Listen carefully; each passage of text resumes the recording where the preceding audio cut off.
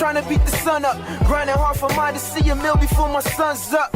All I'm saying is I'm trying to get my funds up. Gotta stay strapped, kiss these niggas. Hey, everybody. Thanks for joining in of another episode of Run It Back, where we highlight the greats from Waterbury from yesteryear. This episode, it's been highly requested. People have been bringing this name up in just about every basketball conversation there is. And I'm lucky, you know what I'm saying? It's a blessing for me because, it's family. It's my cousin. I get to chop it up, see my cousin, via FaceTime, but I get to see my cousin, chop it up with him, and we're sharing some history with you guys. So, we're right now we're being blessed with the presence of one of the greats to come out of Waterbury.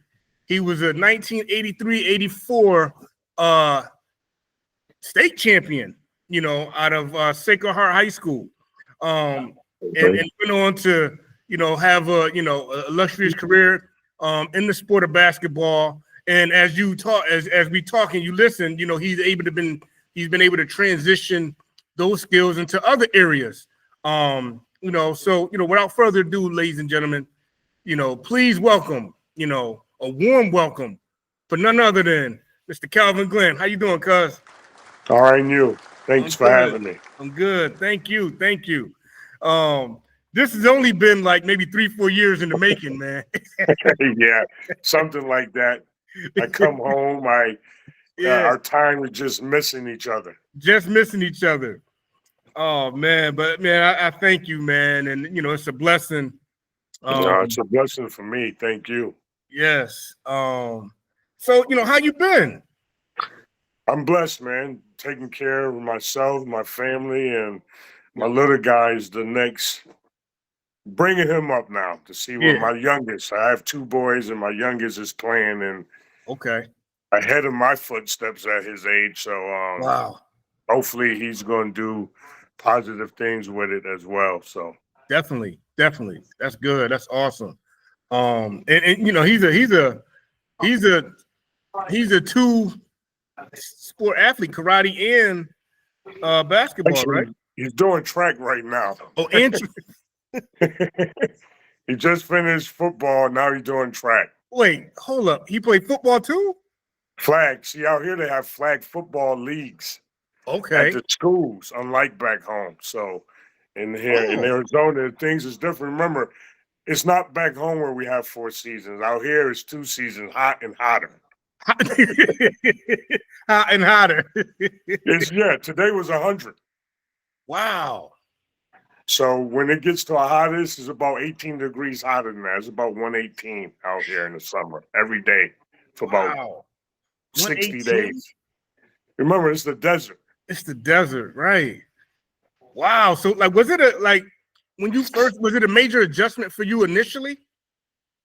The first year that I moved out here, the first month, they recorded the hottest that it had ever been, and it was like that.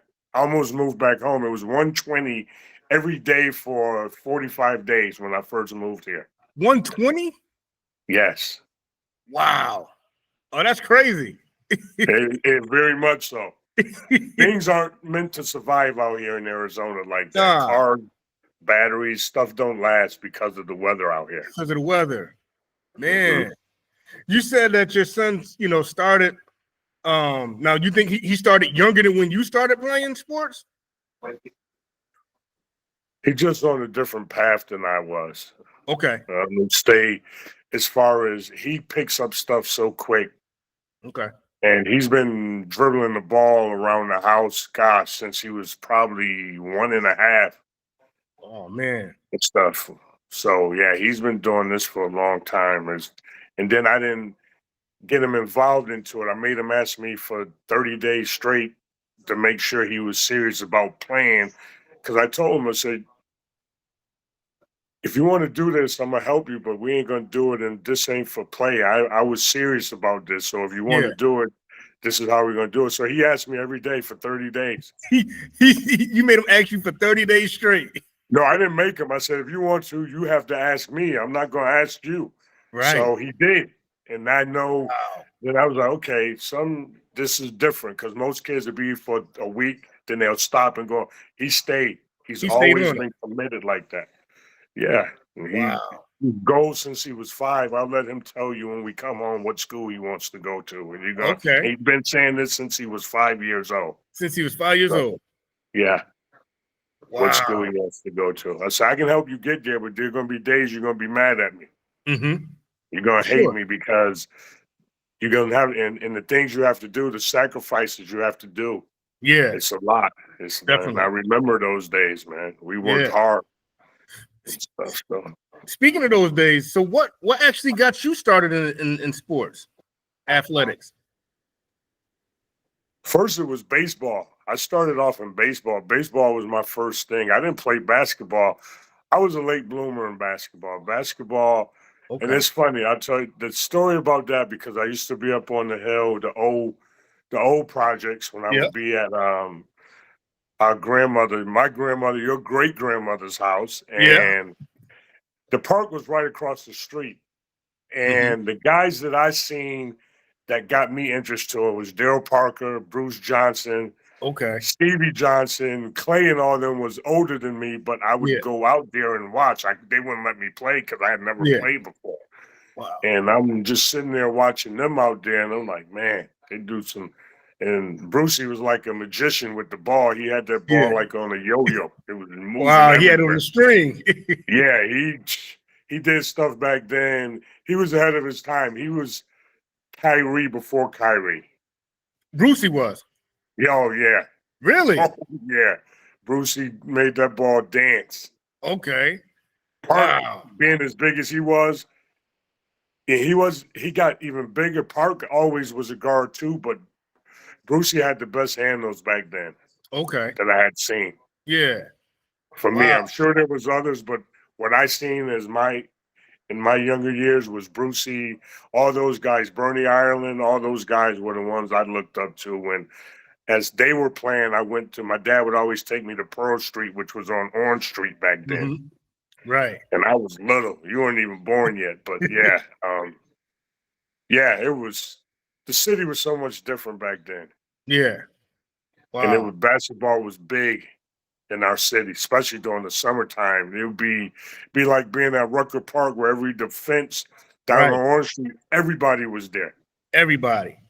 Yeah. So that got me stuck my interest. But then, like I said with my son, I made him ask me, then I watched it, but baseball was my first thing.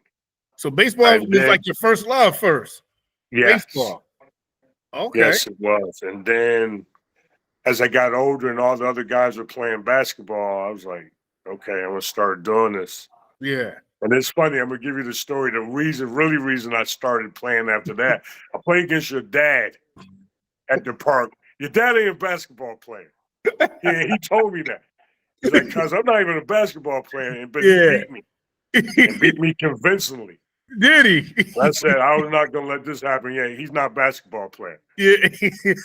At all. At all. You're right. But no, he was the best drummer in the country at that time, though. Yeah. He was well known. Yeah. Well known. But not to get off track, but that's how I started with basketball. After that day. It was different for me. I had the eye of the tiger. Wow. You said you ain't never letting that happen again. No, that was the last time. Then as I got bigger, he didn't want to play no more. Nah. But I'll take that. That's the, and I won't take it as, I tell the kids now, either you win or you learn. There's no losses. Yeah. That was my learning point. That was your learning point. He gave me that curve to learn. And after that, I wasn't trying to learn like that no more. Yeah. So, wow. Yeah.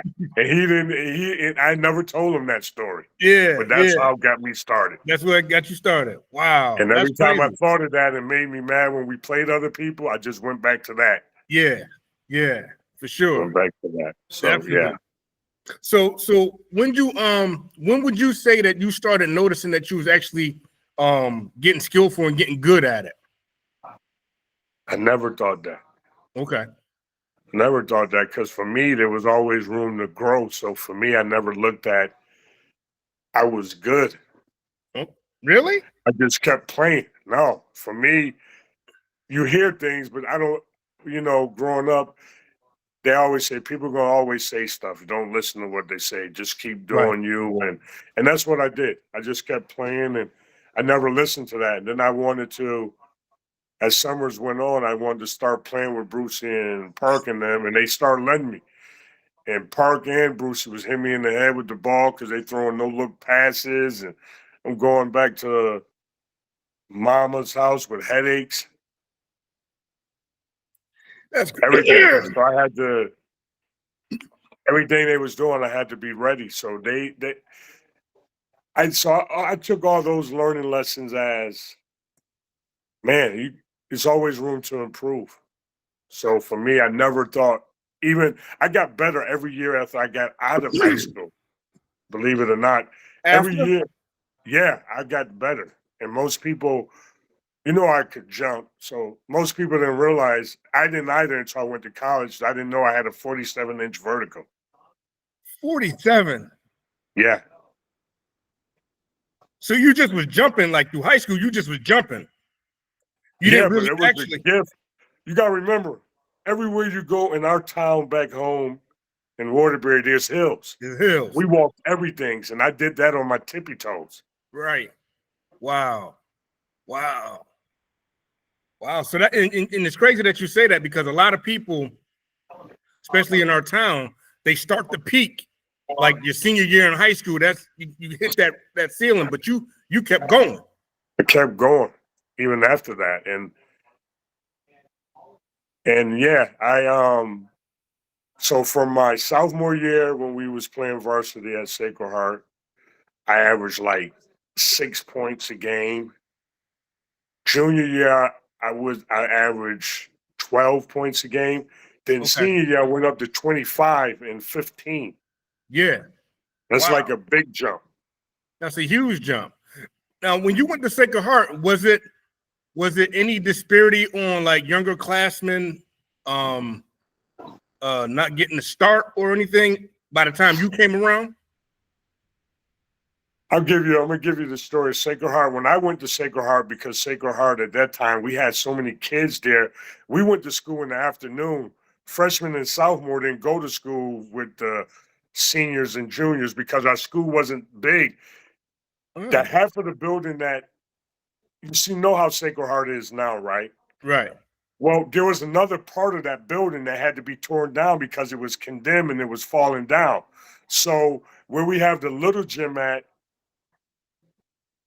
they had to tear that down. It was as big as the other side of the thing. You have to go back and look at old photos from the city of Waterbury and see how the building was. But we couldn't go to school at the same time. So we went to school in the afternoon. So there was no way for us to play up then or go to those practices because we had to go to school from 12 to 4 in the afternoon. And the seniors and juniors went 8 to 12, and we went in the afternoon. That's so crazy. We had practice. Yeah, we had practice in the morning. In the morning? Yes, before school. Wow. Okay. Wow, I didn't know that. Yeah. I didn't know that. Most people, unless you was during that time, you wouldn't know that or went to our school. Yeah. Most people didn't know that. Okay. Most people didn't know that. Wow. So you started getting your time like your junior year. No, I started playing sophomore year because by that time school had already changed where we were all going to school together. That happened for that 1 year while they tore that down and figured out how to do it. So we had, man, it changed so much where we had we had probably 3 classes of freshmen, 3 classes of sophomores. The school was really big. A lot of kids were going there then. Wow. Was it diverse or? Yeah. It's always been like that since I went there. Because I went to Sacred Heart my whole life. That's where I started. I went to Sacred Heart Grammar too. Grammar school, yeah, okay. Which was over there off of was it Wookett Street? Is that Wookett Street? I don't think that's Wookett Street, but you know the street I'm talking about. Yeah, I know you're talking about. Over there, yeah. It's right there. I went to that school before I went to the high school. Oh, all right. Because they had moved the high school from there and put it over. because back in the 50s and 60s, it was all together, K through Oh, 12. So it was at the same building. oh, so it went so okay. So then later they And broke it then up, and it then got bigger. So they needed another building for the high school. So they separated and made it kindergarten through 8th, and then yeah. freshmen through seniors over there. Wow. Okay. Yeah, it's changed. The city has changed so much over when, like, every time I go home, things are closed now. Yeah. Like Sacred Heart closed. You That know. that hurts my heart because we all wanted to donate money, but they was like, yeah, that's just a band-aid on the real problem, because everyone who was there that wanted to donate money to it is like, you can only do that for 1 or 2 years. You Yeah. Yeah. need money like Bill Gates or someone like that. Keep it going. But yeah, Wow. especially with the history of the sports there after, and we started it back off as far as winning our state championship, but I won't get too far ahead on that till we Yeah. talk about other things. So, yeah. So now, was there any expectations? Did you have any expectations about being part of the team, making the team, being the impact player on the team early on? No, I just wanted to make the team. I wasn't even looking at where I was going to be. And I just knew when we went to practice, because it was me, Anthony Perry, Henry Brown were the only 3 that they brought up to play varsity back then. Right. And So y'all 3 played together all years, huh? except for grammar school, they went to St. Mary's when I went to Sacred Heart. Sacred Heart, but we knew Okay. we were going to go together, and we knew back then if we went to school together, we could be dangerous. Right. Nice. Wow. And it showed, like, y'all senior year, it was No, every year we won. Every Every year. year. We lost the state championship our junior year to St. Thomas Aquinas. okay. Oh, Yeah. So we went 2 years in a row. We 2 years lost in a in the row. championship our junior year. And then our sophomore year, we lost in the semifinals before there. Oh, so y'all always had a solid squad all the way Yeah, through. freshman pretty much. year, we were undefeated. We didn't lose no games freshman year. Wow. We won every game freshman year. And we knew then, it's like, dude, we doing this now, and all Yeah. these players are the same grade as us by senior year. We shouldn't lose. Yeah, exactly. And that's what happened. But we lost, and we needed that to bring our heads back down, because our heads couldn't fit in buildings. Yeah. And we were too cocky with that. But like I said, that was the learning points that we had to go through, because we were overconfident. You talking about your junior year? Yeah, my going into my senior year, because we knew everyone else had lost everybody. We had everyone coming back still, because when you got 3 of your core players playing at that level for 3 years, Yeah. like all the years that Sacred Heart won since I've left there, is because you got these guys have been there for That's so right. long. If you can't figure it out by your last year on your last go around at it, then you were never ready to be there. Yeah. Right. Right. So we figured it out and won convincingly. We won by 24 points in the state championship game. Yeah. Yeah. That's crazy. In the state championship game, that's crazy. Yeah. That's crazy. And they had a kid on the team going to Notre Dame, and the other kid was going to one was going to Notre Dame, and I want to say the other kid was either going Seton Hall or Villanova. Oh, but they were only juniors. Oh, so they were coming juniors. back, but they were already pretty much decided that those were the schools that's they where were they was going gonna go. Mm-hmm. Wow.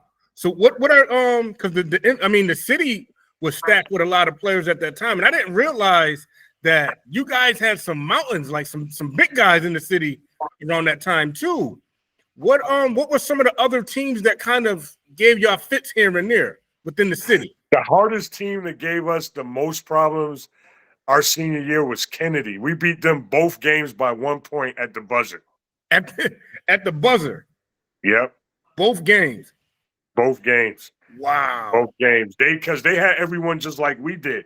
Okay. They had Neil Ware, God rest his soul, Bill Evans. Billy Then they Evans. had big why am I having a brain fart now? He's the police commissioner. The police commissioner? Vern Riddick. Yeah, Riddick. Yeah. Okay. Wow. Yeah, they were stacked too. Okay. They were stacked too. Them three were like us three. We had been to school together just as long. Yeah, yeah. So And I can imagine like those in the games back then were action packed because everybody in the city was going to those games. there was no room, and what made it even sweeter for us because we didn't have a gym. We didn't have a Sacred Heart didn't have a gym back then, like they did after I left. Our practice court, we practiced at the Boys and Girls Club because Mr. Generali, who was our coach back then, his dad Mario, God rest his soul too. He was we used the boys club to practice. Okay. Wow. So who was like your home games? Was your home games with Kennedy? At Kennedy. At Kennedy. That's where we played like for years. Yeah. Until they built the new gym over there. Yeah. Where our home games was at Kennedy. So we were away every game basically. Exactly. Even when it was a home game. Even if it was a home game, y'all still was away. It was a neutral site for everybody. Wow. So I mean, were there any throughout your high school career, were there any games where like you guys were met with adversity, or you pretty much had like an off night that you can say like, man, I got to do that. I got to build off that. Naugatuck, our last loss of our senior year. We went in there not playing hard, thought we was just going to blow them out. Yep. And they came in there like, yeah, y'all think y'all going to get us, y'all not beating us. Oh, man. And yeah, that was our last loss my senior year. Then we went on a 20-game win streak. Wow. Because we lost to Hartford Public, which was number 1 in their division. We lost to them by 1 point. And then, yeah, Naugatuck was our last loss. After we lost to them, that changed our flow because we were joking around and yeah. I know you heard a few of the other players. That was a game that y'all was supposed to win. Yeah. Yeah. Wow. Yeah, we didn't win. So, and that's when I know you heard of other players that played for Coach G. We had bricks. We had these bricks. Man. Dude. Listen. You don't understand. These bricks, dude. So that's a tradition. With Mr. Generali? He brought that to Holy Cross too. He brought that with him. It started before us when he started coaching. That's Pete Funk and all those guys, Daryl and them, they started the bricks. They started the bricks. And we had bricks on defense. We didn't do the first week of practice was all defense, and we had bricks. We didn't touch a ball. Wow. We had defensive drills for 3 hours. For 3 hours. We were the best in shape team. And at the end of the game, you wouldn't know we wasn't in shape because we had breaks and our defense was second to none. And defense back then, you could move people with your hand and guide them where you wanted them to go. Right. Unlike now, if you touch anyone, we got to call it. And check in and you can't put 2 hands on people like you used to. Back then, you could put 2 hands on them and they couldn't go. So you had to have moves and know what you were going to do and adjust to how your people – like every team you played, you had to know how certain players played because they knew what they were going to do to try to stop you. Right. And flagrant fouls back then weren't flagrant fouls. They were just fouls. Just a foul.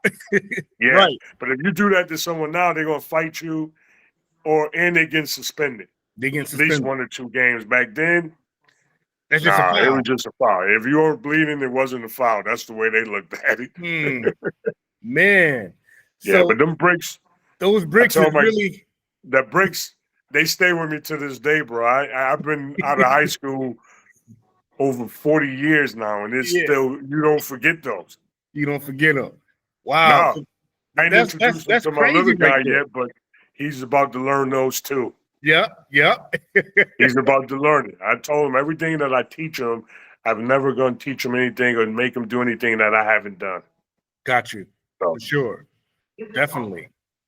Now, as you guys like going through the success that you had pretty much all through high school, are you starting to look ahead to colleges and places where you want to go on the next level?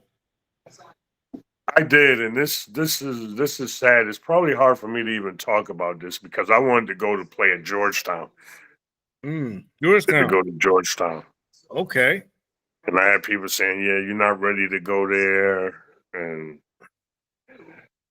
I'm like, "Okay, that's not the way I look at this." But that's where I really wanted to go, to Georgetown. It was either Georgetown or St. John's. St. John's was one of the big powerhouses back then. Okay. They had all the boys from New York, Chris Mullins, Walter Berry, all those dudes. Mark Jackson? Yeah, he was there, and all them dudes played together at St. John's back there.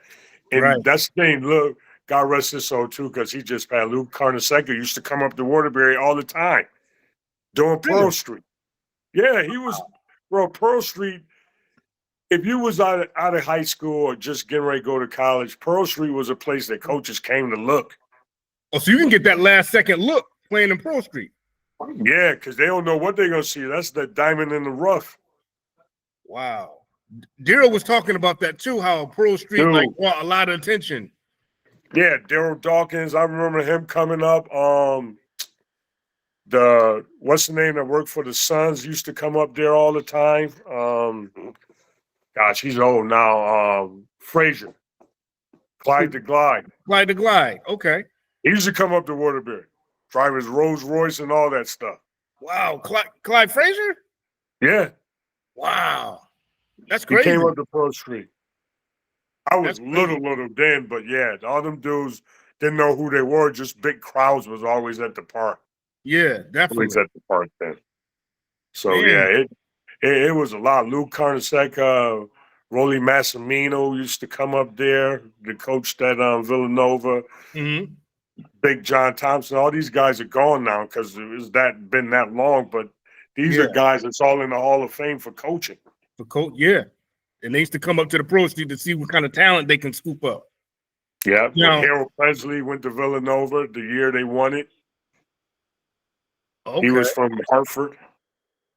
Yeah, it's been a lot. Marcus Camby, all them young. These are after me, but the ones before me, yeah.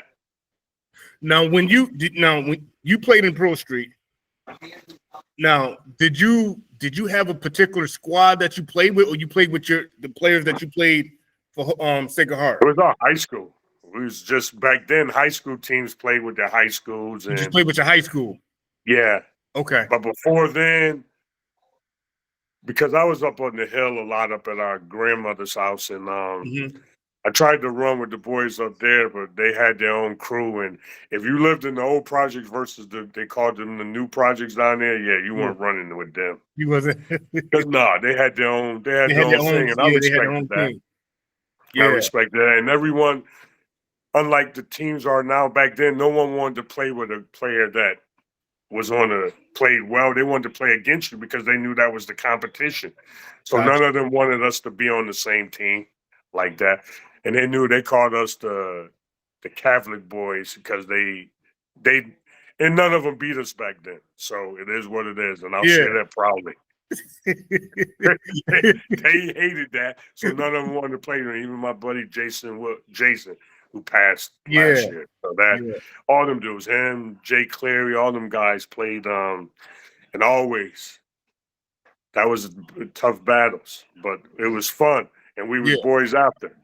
Exactly. That's just the way it was when we stuck battle it out on the court. We stuck between those lines. No one was friends. They got a quick stiffy to the chest and all of that. So, and no one was trying to fight. It was just it was how we played there. Definitely.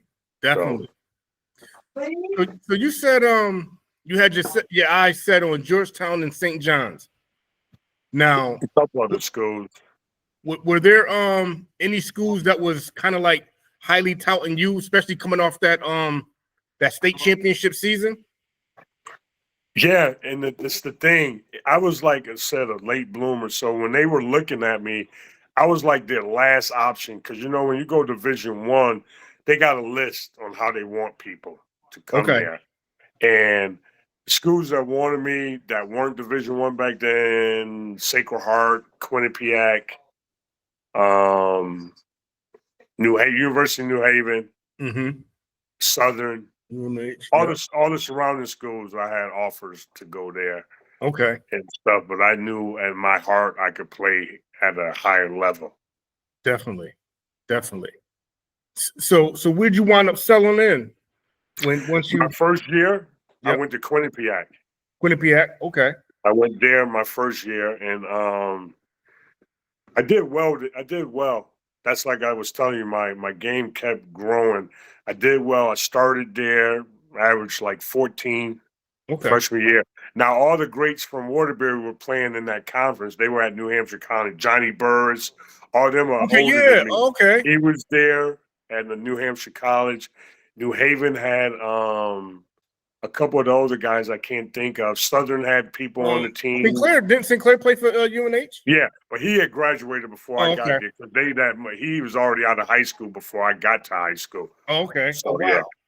yeah, he'd been out 4 years. But when I went on my recruiting trip. He was a senior at University of New Haven. He took me and Coach G around the campus and showed us because he was getting ready to graduate at that time. Yes. Yes. So we went on and did that, and I waited till the last minute on all those schools, and because I was thinking still Division 1, and Yep. it never happened. Mm. So your freshman year, you go to Quinnipiac. Yes. Your game is starting to blossom. Like you're picking up steam everything. now. Even my jump got higher. My jump went up, probably about 8 inches. Wow, and you already had hops before that, though. I know, but it went to another level. Really? Yeah. Wow. Remember, when you get to college, you got strength and conditioning coaches that change everything. Yeah, the workout's totally different. I had never lifted before. So by him showing me a few things to get me stronger to play at the college level, that changed too, and that helped me, and it gave me more explosive. So I think the jump was already there, but he helped bring it out more by showing me the explosive part of my jump to get me to there. Got you. Wow. So when I come home, I got pictures of showing me kissing the rim. So yeah, it's different. I gotta see those, man. Yeah, the old pictures when we had the shorts on that they want to wear again now. Right. I'm looking at some of the pictures from your Sacred Heart days, man. Them shorts. Oh yeah, they look like underwear now. Underwear longer than those. Y'all playing in some Dukes, man. Oh yeah, that was the look though. The kids are trying to wear them again though. Yeah, they are. They are. Rolling them up four times, and I'm like, I said, we wore shorts like this. We didn't have to roll them up. They were already like that. Yeah. After Quinnipiac, what do you got on your mind now? I left Quinnipiac, came back home. That's when I had my son. Okay, Durant. Yeah, that's when I had him. So I didn't play the first year after I left. I sat out. I went to Mattituck, which was a powerhouse in junior colleges. Is that when they had Jeff Hunter in them and Rob Generali? That was way before me too. Not way, but they played before I played there. So they had all my boys, Paxton Cobb. I had Brent Dabb, Rufus Freeman, and them play with me. Yes. And Rufus was a beast. Oh man. Beast. And we had this kid, Emmett Lewis. He was, put it this way, he was Penny Hardaway before Penny Hardaway. 6'7", had handles. No, crazy handles. Really? Crazy handle. So our starting five, once I got to Mattituck, our starting five all averaged double figures. Everybody on the starting five. I led the team in scoring.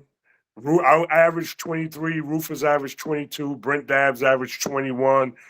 Emmett averaged 20, and Paxton Cobb, my point guard, that me and him went to our next school together, and I'll tell you that in a little bit. He averaged 16 and like 9 assists. Wow. So y'all had to be averaging like close to 100 and something a game. Every game. Every game. Every game. Every game.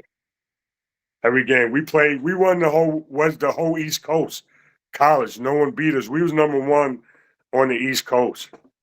The only other team. That was a good spot to be at for junior college too, though. Oh, everyone that didn't have a school to go to right out of high school wanted to go there. So when we first went there, practices were like crazy on kids coming from New York, the Roxbury area over there. Kids came far as from Baltimore to go to school up there. To Matatuck. Because Matatuck was ranked in the top. We were in the top 5 every year. Wow. And Alvin Fredericks went there that played at UConn with Okay. Park and them. That's Park's boy. Well, all of our boys, but yeah. Yeah. Oh wow. Yeah, it was something nothing nice. And I remember one game, we didn't even press them in the second half. We beat one team out of Mass by 104. Wait, y'all beat them by 104? We beat them by 100. Score was 138 to 34. 138 to 34. Yeah, we could probably pull that up in the archives of the Waterbury Republican. Back then, there was 2 papers. There was the Waterbury Republican and Waterbury American. So you had the one that came out in the morning. In the morning, and then one came out in the afternoon. Afternoon. Yep, I remember that. Yep. Remember that? So, wow. Yeah. So, and the coach called the school and said, we'll never play you again for pressing. We didn't even press them. We didn't press them after the first. I don't think we pressed them after the first 4 minutes. We were already up by 30. That fast? That quick. Wow. They couldn't get the ball past the free throw line on the other side of the half court. And y'all wasn't even pressing. Our press was second to none. When you got, I'm 6'3" and a half. You got Paxton, who was the shortest he's 6 foot. Then you got Rufus, 6'5". Then you got Emmett, 6'7". Then you got Brent Dabb, 6'11". Yeah, that's tough. That's tough. So usually we didn't even play, and this is how bad it was. We didn't play we played probably 25 minutes of the game and sat the last 15. Wow. And y'all already put up your numbers for 40. Y'all already put up your numbers. Yeah, and we were already up by 40 or 50. Man, that's crazy. Yeah. That's crazy. It was. I would like to have seen the practices. Like for you guys to be that good, I know the practices is like probably like better than some of the games. And you know where we practice at? Pearl Street. Right off of Columbia Boulevard. That was our gym that we practiced in. Yeah, because we didn't have a gym either. We were probably one of the only junior colleges back then that didn't have our home games was Kennedy. So for me, I was already familiar with Kennedy because I played in Kennedy pretty much my whole life. Wow. All the other guys that came there, with the exception of Rufus, they didn't know about that gym. Only me and Rufus did. Yeah. And Rufus played there a couple times a year because he played Kennedy. Yeah. But that was my home court. That was your home court. Yeah. So you was at home. Yes. Yes, I was. You was at home. So how many years you played with Matatuck? Just one. Just 1 year? I had already played 1 year at Quinnipiac. So the year I sat out, that was like a redshirt year. I just concentrated on grades, and I had my first kid already. So I wanted to make sure everything was good in that sense. And then I got focused, and I played the following year. And that's when Rufus came, and Brent was a freshman, and Paxton was already in his second year. Mm-hmm. And that was the furthest we had went. They had went then, and we went to Hutchinson, Kansas. They only invite the top 16 teams because we had won the whole Eastern Seaboard junior college thing to make it to that. And it's like the Sweet 16 going to Hutchinson, Kansas, and it's still like that. Wow. out there to make it there. You got to win your region, then you got to win one other part down there. So they break the region up into two groups, north and south.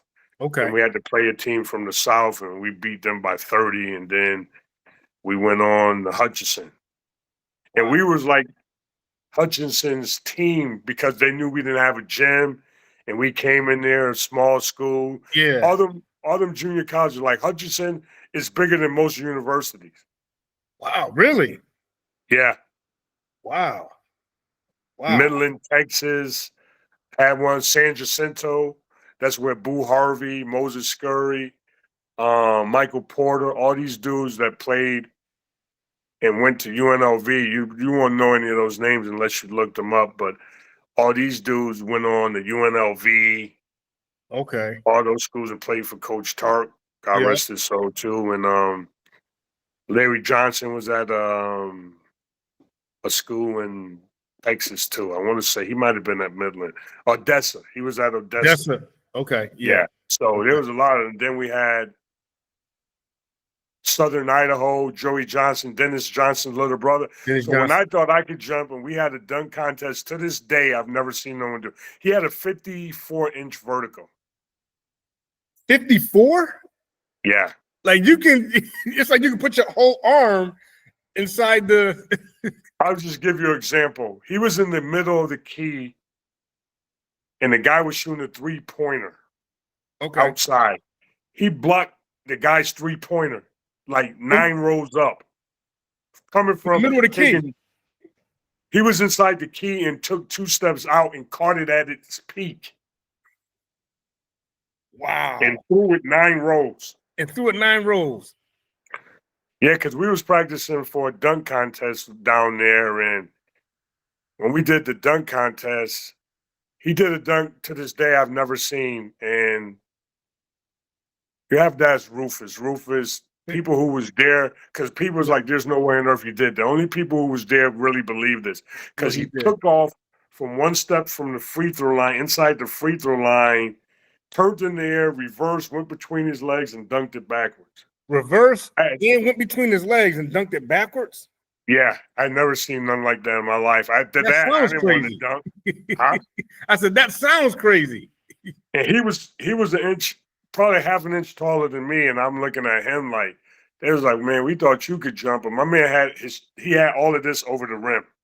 Wow. I could get this over the rim. He had this over the rim. That's the 7 inch. That's crazy. Wow, that's crazy. Yeah. He ended up going to ASU. And I know his son's out here now. Yeah. Oh, okay. It's a small world. When you play any sports and you play at no matter what level you play at, it's a small world. The fraternity is everybody. You know somebody that knows somebody. Exactly. And that's especially how when that you get to traveling, playing and traveling. Everybody, you're right. Everybody knows somebody. It brings the world that much closer. For sports, yes. Because if you play at any level, maybe even high school, you know some people that know these guys over here. Yeah. And stuff like that. It's crazy how the fraternity is. My son is meeting kids now like that. So keep telling them. Nah, that's good. And as you get older, those, like a lot of those, the fraternity and the connections, they turn in, you make some lifelong friendships. And you never know where certain connections will lead you to later on in life. Exactly. That's true. So every time I go to the airport to fly anywhere and I'm with the family, they be like, I see someone in the airport I ain't seen in years that play basketball. Every time. It has not failed since I've been out here. And my son like, Dad, you know everybody. Every time we come to the airport, there's someone in here that you know. And it's crazy. So someone either tap me on the shoulder or I tap them on the shoulder. And it's like, I remember we played here. Like, yeah, it's been that long. And he don't believe half of the story. So I had to, it's hard. You don't believe. Yeah, because it's kind of hard to believe because you ain't never seen it in your life. But when I broke 2 or 3 backboards there, he don't understand that. He don't understand that part of it. Now, I'm glad you brought that up. So when was the first backboard you broke? I broke all of them at the North End Rec. You broke all of them at the North End Rec? Yep, in games. Wow. Wow. Now, was that before Daryl Dawkins was doing it? No, this was way after. We had collapsible rims already because of Daryl Dawkins. Okay. Yeah. He's the one that made them invent the collapsible rims. Yeah. Was because of him. Wow. So you dunked a few of them at the Rec? Yeah. A couple guys had to go to the hospital because they had glass in their back. Dunked on like the first one. I never forget any of them because I didn't think I was going to dunk like that. Yeah. And I went baseline. And when I went baseline, they jumped, I jumped, and I dunked. And I came down, the rim was in my hand, and glass was just coming down. My man bent down, and glass was in his back. Then the next time, same thing. Wow. Coming through the middle. And it's different for me because my hands is the same size as Dr. J's when I measure them. So my hand, if you get a ruler, my hand, as you can see from here to here is 12 inches, 12 and a half inches. Daggone. Wow, cuz. So, yeah, when you can palm a basketball like this with your pinky and your thumb and on the bounce. Yeah. On the bounce. Yeah. My little guy is 12 now. He could palm a basketball like that. He had his hands is on the way to that. He's on his way to that? Wow. Yeah, so that's what helped me with a lot of my dunks back then because my hands were so big that I could do anything because of how big my hands were. The ball in my hand felt like a grapefruit. That's how it felt like. So you can, it still how Michael Jordan do the palming of the ball, So just picture this. When the ball came off the rim, I catch rebounds in the air with one hand. Out of the air. Out of the air. People was like, I would freak people out because they never seen that. Yeah. Wow. My best dunks were faking the ball at him and then going up. But I can't forget my boy Phil. Me and Phil, we used to terrorize people during the summertime. Phil Lott? Yeah, that's my guy, man. Phil Lott. The day I leave Irv. Yeah, me and him terrorize people. I can imagine, man, like that combination. All these years, we never played one-on-one against each other because I don't think neither one of us really wanted to find out. Right. Never played one-on-one. And we played one-on-one against everybody but each other. Really?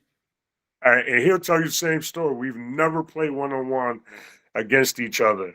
And we always played together when we played on summer teams and stuff. Even a couple Pro Street teams we played on together because he's a few years younger than me, but he was, as we got older, we always played together. We even played, it was a game going back up to Kennedy when we played against Smitty, his boy that went to Smitty, Chris Smith, that went to UConn. Okay, yeah, UConn. Yeah, we played Hubie, God rest his soul, too. He set up a game for Pearl Streets. Me, I'll never forget our team. It was me, Dewey, Rufus, Kenny Green. Phil didn't come home. Yeah, Phil came home. We played against Cliff Robinson, Brad Sellers, all these guys that they had up there. And probably the nastiest dunk I've ever seen is when Phil dunked on Cliff Robinson and he told him before the game he was dunking on him. No, sir. Ask him. He flicked it under his arm and went back like this. Cliff reached for it like that. Yeah. And he had it cocked back here already and dunked on him. He dunked the ball so hard, it went through the rim and came back up. Came back up through the rim. That's Phil. That's the hardest dunk I ever seen in my life. Wow. And he dunked, God rest Cliff's soul too, because he passed away a few years ago. Yeah. Blessings to him and his family. But yeah, we beat them. And y'all beat them. And these are NBA players. Wow. Yeah, we had a lot of great games, man. Then we used to go down and play in New York, me and Phil, in the summers after we both got done. And we played down there and made names for us. They used to call me the Hawk. The Hawk. And Phil game was so much like Magic Johnson that it was crazy. The way he played was just like Magic. And me, I tried to pattern myself a little bit like I took a few people, Mike, Dr. J, Connie Hawkins, going back to even before that when I met Connie. He used to come up. God rest his soul. He was Dr. J and Michael Jordan before they were that. Connie Hawkins. You'll have to look. Oh yeah. Oh, okay. You'll have to look him up, and you'll see what I'm talking about. His hands and everything too. Really? Huge. Oh yeah. Wow. But yeah, he got blackballed. To be able to do some of the stuff that you were doing, and like even the stuff that Mike doing, you kind of had the combination of having big hands to, you know what I mean, to do that with the ball. Like, and see the creativity that they have now. If I would have thought about that then, I didn't think of stuff like that. No one did back then. Yeah. And I mean, I was dunking 2 balls and stuff like that. But as far as going between the legs, I know I could have did all of those dunks that they're doing now because of my vertical. But I had never tried none of that. And now that I think about it, I probably could. I mean, I used to hit it off my feet when I'd be in the air and stuff like that. But all that stuff between your legs and reverse 360s. And I regret, I wish I would have tried 720. That's the twice. 360 times 2. Now that's mean right there. I mean, 360 was so easy, and I'm doing a 360 with this over the rim. So you could have, so you probably could have did a 720 easy too. I'm thinking I could have, but I never thought of that. We didn't think of that stuff back then. We just was trying to get it down, and I was more, unless it was in a dunk contest, I was more of a power dunker. So if you got my way, I dunked on a few 7-footers. So I was about to ask you, how many 7-footers did you catch? I got a few bodies under me. Few bodies. I got a few bodies from everybody, but the ball coming off the rim, they never boxed me out. And you just keep, I know he probably gonna be. My boy will probably laugh at this. The first person I dunked on that I knew had game, that kind of helped me say, okay, now I'm on the right path, was Alvin Fredericks, because he could jump. Okay. And we were playing in Pearl Street. This was my first summer after I went to Quinnipiac. All right. And I came home, Brucey and them was playing, and I went baseline on Alvin. He didn't think I was going to jump and dunk it. Then he tried to jump at the last second. And as you jump after someone already jumping, you just lift them up higher. Yeah. That's what he did. And I gave him an and 1. And all he did you kept going. Yeah. Ooh. And I dunked it on him, and he fouled me. He said, okay. Brucey and them ran on the court. I was like, man, where you been at? Because that was my first game where I thought I could see that I had improved like drastically. Yeah. I had 44 points in that game. And I was playing against all those dudes that have been already that I looked up to. Got you. Yeah. For so long. Then I started playing with them. And that's what made me feel good, because everything they taught me had panned off and paid off. There's a man, now you're here. Yeah. Now you can play with us. Definitely. Stuff. Definitely. So yeah, those were some of the great times, man. So before how far did you take your collegiate career before you thought about anything professionally?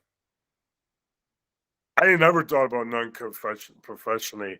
After I went to Mattituck, and we played in the Sweet 16 and lost in the Final Four, that opened up so many more doors that weren't open. I had scholarships from 22 Division I schools after that. Oh, daggone. Really? Yeah. Just from playing out in Hutchinson and people seeing what I did out there, and Pepperdine, Fresno State, school, Eastern Kentucky, Cal State, Fullerton, University of California. Not you UCLA, but Utah? Yeah, and then I went to but Weber State. I finished at Weber State where Damian Lillard went. Okay. Oh, that's when you finished that? Yeah. Wow. And my coach was a well-renowned coach, Coach Larry Farmer. Okay. Still a good friend to this day. He played at UCLA during their dynasties. With He O'Bannon? was No. 89 and 0. No, he's my coach. Oh, Played so he in the way 80s. before that. Like, Yeah, he played for okay. Coach God rest his soul, who he won 3 national championships in a row. His school's the last men's basketball team to go. He went 89 and 0 before they lost to Notre Dame. 89 and 0? Yeah. Wow. That's why I basically went there, and I had offers from other schools that I didn't even take the visits to even play baseball. I had Florida State, because I played baseball at Mattituck as well. Did you? Yeah. Oh, okay. So we won our region. So in high school, you just played just basketball in high school? Yeah, I didn't play at all. I played to 8th grade. Then when I got to high school, I played football till after my freshman year. Then Mr. G didn't want none of us playing football no more to get hurt for basketball season. So I stopped doing that. And at that time, I wanted to work on my craft, so I didn't even pick up the bat no more, which I probably should have. Like didn't. And I didn't play for 4 years. Then I went and played at Mattituck. So the year that I first went to Mattituck, I didn't play basketball, but I played baseball. So I played baseball 2 years there. And then I had scholarships from around the schools, all the baseball, Southern, which was good back then in baseball, University of New Haven, which was really good in baseball. Yep. Quinnipiac, which was really good in baseball. All the schools around there. Little Division 2 schools in Mass for baseball, but I was like, I don't want to do baseball. Really? Yeah. Wow. And you could. Most people don't know that. And you excelled in baseball. You could have really took that too if you wanted to. I believe so. Yeah. I believe so, because baseball was my best. But then as I got older and you don't play it for a while, your craft, because you're not into it every day. Like, when Mike first came back, it took forever. Yeah. Now you're playing against guys that's been doing this as long as I've been doing basketball. Got you. So they see you coming in trying to them cheat the sport. So everything was off. Yeah. Everything was off. Oh, okay. After that. So I tried to play in little leagues after I got out of college. But yeah, basketball, I did end up going there and playing for Coach Farmer for 2 years. Well, he got fired after our first year. Okay. And then we had another coach come in, and I'll keep his name out of this. But anyway, when your coach who recruits you don't stay there, that it makes it hard for the incoming coach when he got to bring his own players. Yes. It makes it very hard, but he couldn't keep us. He couldn't keep me out of the starting lineup because I died in my game. I wasn't going to allow that. But yeah, he brought in his own crew, and back then you had the red shirt once you came to school anyway. They didn't allow you to play transfer from another school, so that's how that worked. Now, what position they have you? Was you playing? Was you like a power forward? No, because I was small. I'm not big, but my vertical, I jumped center every game because of my vertical. Okay. But I never really had a true position. I played 1, 2, or the 3. Oh, really? I was a tweener. You was a tweener, okay. I didn't have a position. I was a hybrid before there was hybrids. Yeah, right. Okay. Wow, okay. I wasn't the best dribbler because I didn't have handles like Brucey. But I did enough to get the ball up the court, and no one was going to take it from me. And shooting, I wasn't the best shooter, but if you left me open, I was going to kill you. Yeah, you're right. And then because of my vertical, certain games they would run a 3-guard front. We ran a 3-guard front, so if I had a big guy on me, guys back then weren't like they didn't move. Rufus was probably the biggest guy I knew that could jump like that. Rufus? Yeah, Rufus was like 240, 250 back then, jumping out of the gym. At 240? Oh, yeah, he'll tell you. Wow. Ask anybody about Rufus. They'll tell you. Rufus was, yeah. Oh, yeah. I heard a lot of stories about you. It's like you and Rufus, I done heard like a lot of stories about y'all. Let's put it this way, cuz we was at Mattituck together. Paxton threw us an alley-oop. I went to grab the alley-oop. He grabbed it out of my hand. I was still holding on to the ball. He dunked me and the ball. Real talk. This is a true story. We dunked it together. So I'm telling the scores table, that's my badge. He's like, no, it's mine. He said, I'm giving each one of y'all 1 point. Are you serious? Yeah. Because we dunked it together. You dunked it together. Wow. Yeah. That's crazy. That's crazy. Yeah. Wow. Yeah. So after college, what did you start to settle in on? I went and played a little bit. I played for this team called Marathon Oil that goes around playing all the colleges before the season started, all the exhibitions. We played Okay. against Ohio State, Kentucky, all those. After that, before all of that, I went to camp for the Bulls. They had a free agent camp. I went there, and that's when you find out how political stuff is, and it's Okay. not how good you are, or who you know. It's who you know, not How good you are. yeah. It was So really that political then? It hurt my heart because I didn't know sports was like that, but it's very political.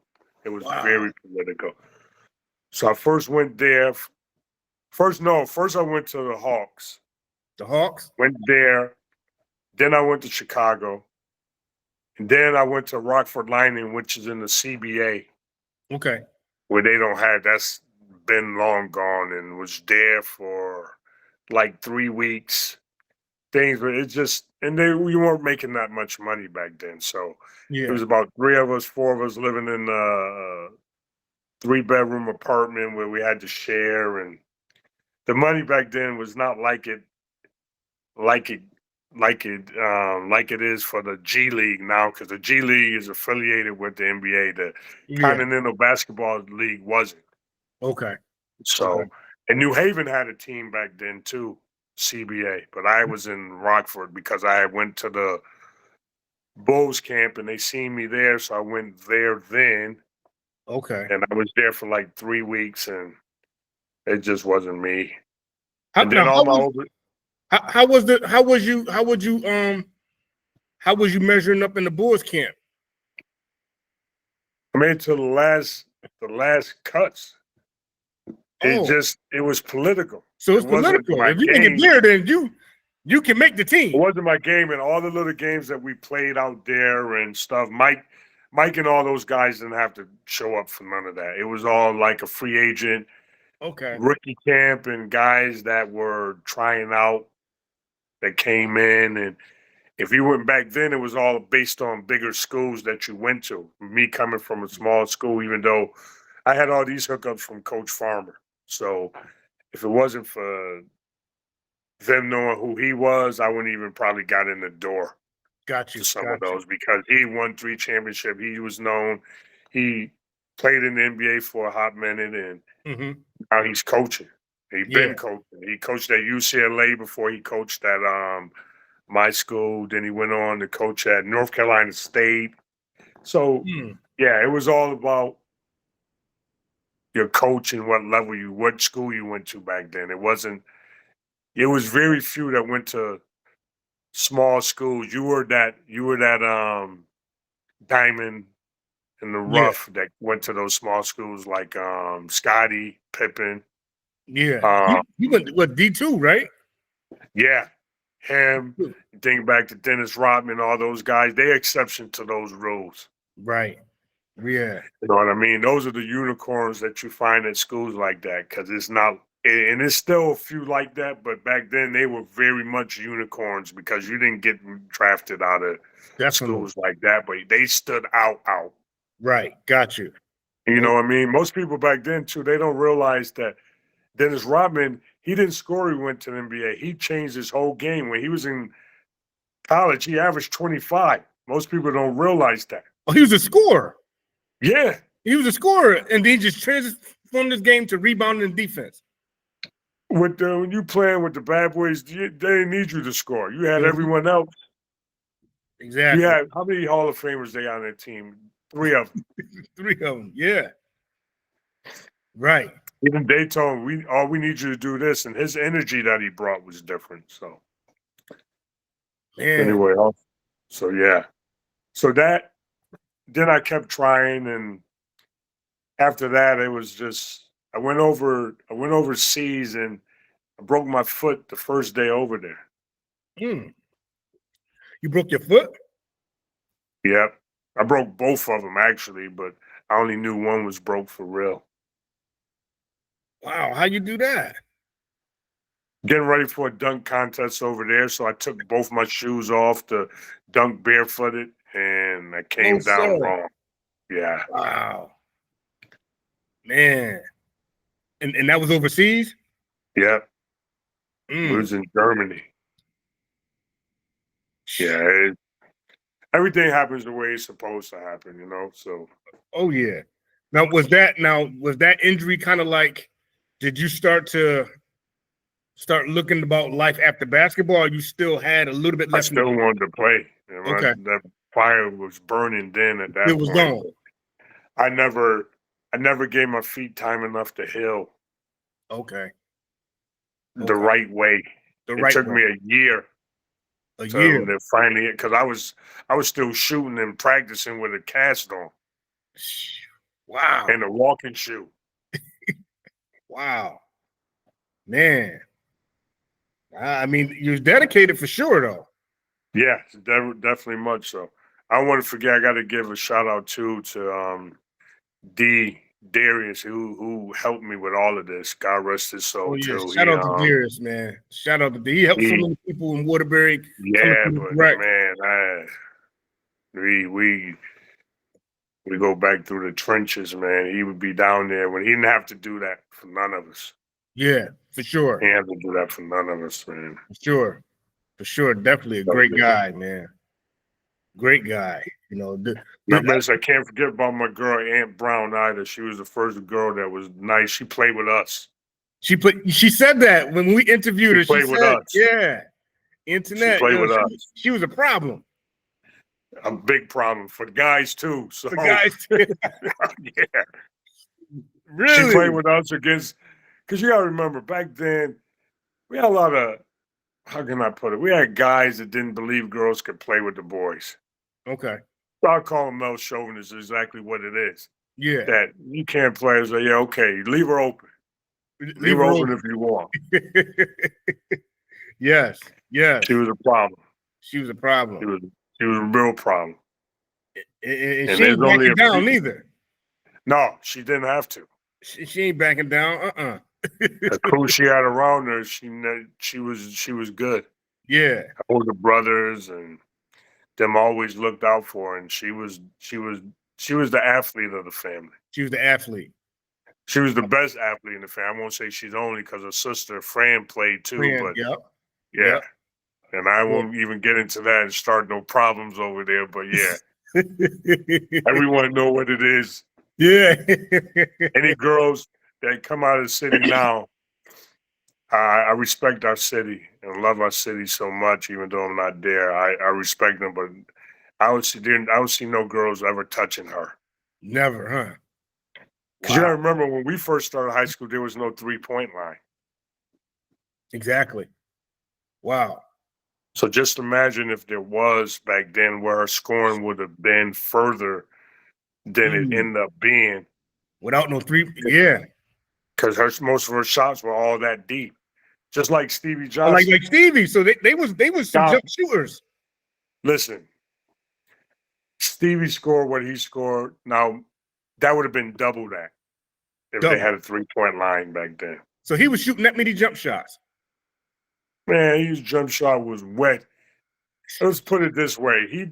Him too, God rest his soul. He taught me, Spencer Harris, all those dudes grew up on the Hill.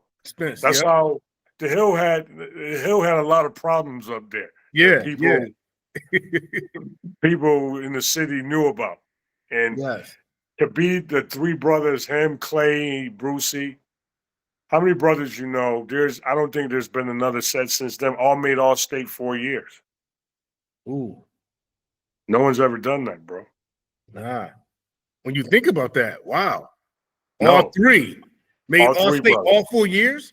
All 4 years. I don't think that's ever been done since then. No. Now that you think about it, I don't think so. That means everybody was A problem. Every one of them went. And they didn't even go to the same school. No, 2 of them did. Well, yeah, Brucey and Steve, Clay. Clay, yeah, And Stevie went to Crosby. Went to Crosby. Yeah, Yeah, he was a problem. I just heard the stories about him shooting in the dark. Shooting in the dark. 1,000 shots in the dark every day. Man. And he was shooting he was Steph before Steph where he shot at. Yeah. Said. He's stepping over half court, letting it go. Letting it go. Turning around, going back to the other way. That's crazy, man. In the dark, though, cuz. In the dark. In the dark. Not just with lights on, in the dark. In the dark. With just the moon shining through the window. Yeah. The muscle memory you got to have for that. You know, because the mechanics, just the muscle memory, I don't even got to see it. I'm just going to let it go. I know it's there. The city has a lot of rich history there with basketball before and after me. So our city being so small, most people don't know because it's like buried. It's buried in the center, it's like the center of Connecticut. Yeah. A lot of people don't know about it, but they knew about us when we went to other cities in our state, in New York. We didn't lose. Yeah. We lost very rare. I don't think we lost any tournaments we played in. Me, Phil, Rufus, Kenny Green. Our team was stacked. Wow. We were stacked. Me, Dewey, Stinson, all them. Yeah. And we were stacked when we went out of town. And we used to go play down Whaley Avenue all the time on Edgewood Park in New Haven. Yep. Mm-hmm. We had to. That part they used respected to be us, but they hated us. Oh They yeah, hated every weekend they Really? hated us when we went down there. Man, that's 'Cause when Earl Kelly was it Earl? Listen, Earl Kelly is probably the best freshman I ever seen play. When I watched him come to Pearl Street the first time. Yep. I think I was in 5th grade. He was going to be a freshman at high school down in New Haven. And the show he put on against them dudes, man, oh my God, I never seen a kid that and he young. was a freshman, so I'm sure he playing with the Killing. Wow. All those guys. Killing all the guys back home. And no matter who he played, every time he came to town, people was there.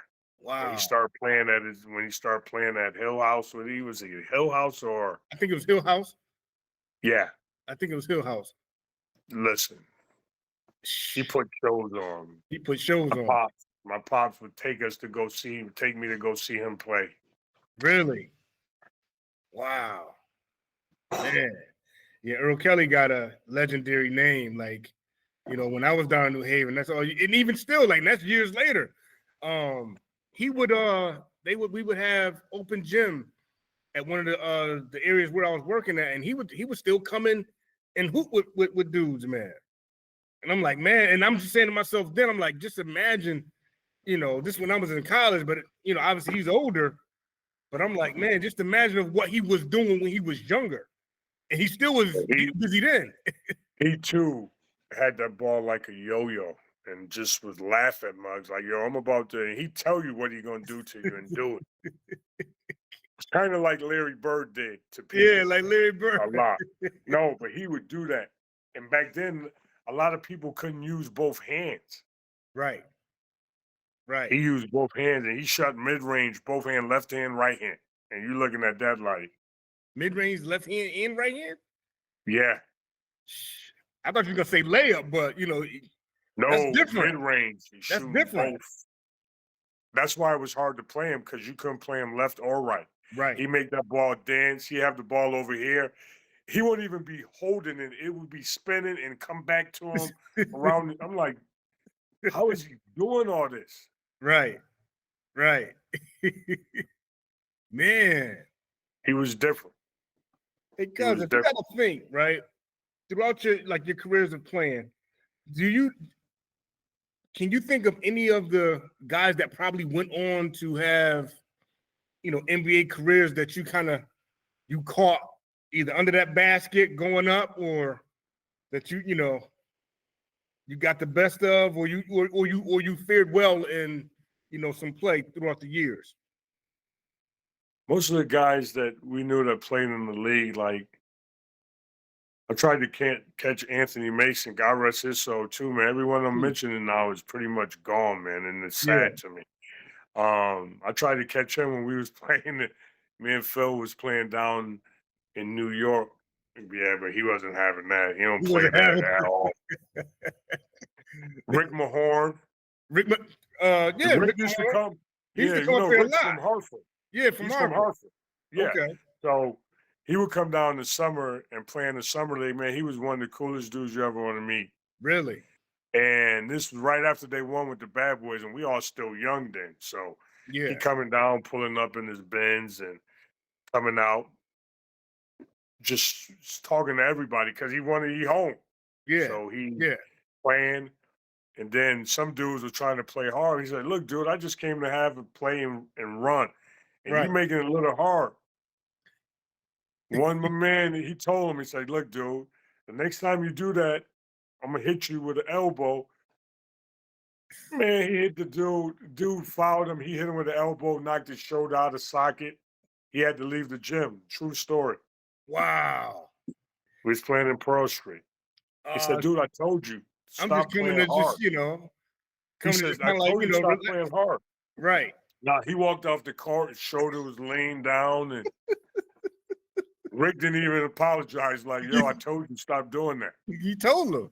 He told him to chill. Wow. Yeah, Wow. man, those were the best days, man. If I could go back to any times, that would probably be during those times and when my kid was born, but especially then when Park and them, as we were older and I was playing with them, those were probably the best summers Yeah, definitely. of my life, man. Yeah, for And I sure. can't forget our family cookouts on the hill. Oh Love man, them. the cookouts is now, that was always something. Them cookouts. My grandfather on the grill. Unc knew how to smoke them meats, man. He cooked them meats right. Yeah, that was his thing, man. That was his thing. So you've transitioned into your reffing, you coached. You I kind of coached for stayed. a little bit. Okay. I coached, and it's crazy. I did AAU 1 year, and all the players that I had, it's crazy because all of them got picked up by Compton Magic. Compton After Magic? they played, yeah, Compton Magic. You heard of them, right? Yeah. Yeah. So I had Jared Bayless. I had Royce Woolridge. You remember Orlando Woolridge that played in the NBA? Yeah. Yeah, I had his son. His son played for me. Oh, really? One of his sons, his youngest son, Okay. played for me before he. So just put it this way: my 5 players that I had, and I had an 8th grade team. We were beating varsity teams in high school, just Wow. scrimmaging it. And I had this kid. Man, I'm having brain fart, but I had this kid Elijah Davis who ended up playing. He went to Southern Utah. I had Christian Polk who played at ASU with the Beard, James Harden. I Okay. had all the guys I had. Then I had my buddy, the son who played for U of A. Why am I having a brain fart? He played in the NBA for 15 years. Hmm. Lawrence went to Stanford and played with the Lopez brothers. Oh, okay. So my Brooklyn. whole start after that 1 year of us going undefeated and beating everyone by Yeah. like 25, 30 points a game in AAU. Before EYBL was like it is now. And Okay. they got picked up by other teams. I couldn't compete with that. Yeah. They Yeah. were paying for them to fly to California, gave them sneakers because they had contracts with Nike Mm. or Adidas or something. Either way, they had all that money from them. So Yeah. That's I hard to couldn't compete compete against. with that. No, Yeah, well, that's not hard. when you just took the local and the young boys. They weren't even none of them was in high school yet. Wow. Right. They were Right. all in eighth and 7th grade. Oh, okay.